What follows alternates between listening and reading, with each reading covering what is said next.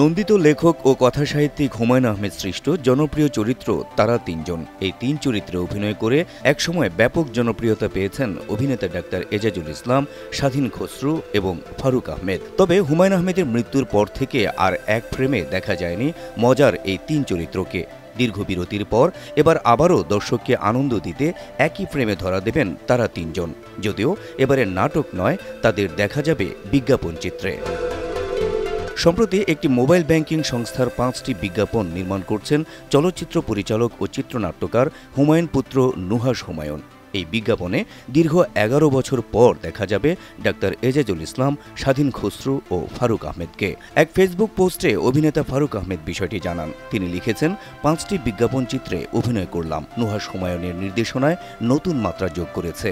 আমি তার কাজে অভিভূত। ফারুক আহমেদের এই পোস্টে কমেন্ট করেছেন তারা তিনজনের ভক্তকুল। একজন লিখেছেন, আপনাদের দেখলেই ভালো লাগে, মন খারাপ হলে আপনাদের নাটকগুলো ইউটিউবে সার্চ করে দেখি। কেউ আবার শুভকামনা জানিয়েছেন। একজন লিখেছেন, নুহাশ হুমায়ূনের সঙ্গে নিশ্চয়ই আরও কাজ দেখতে পাবো।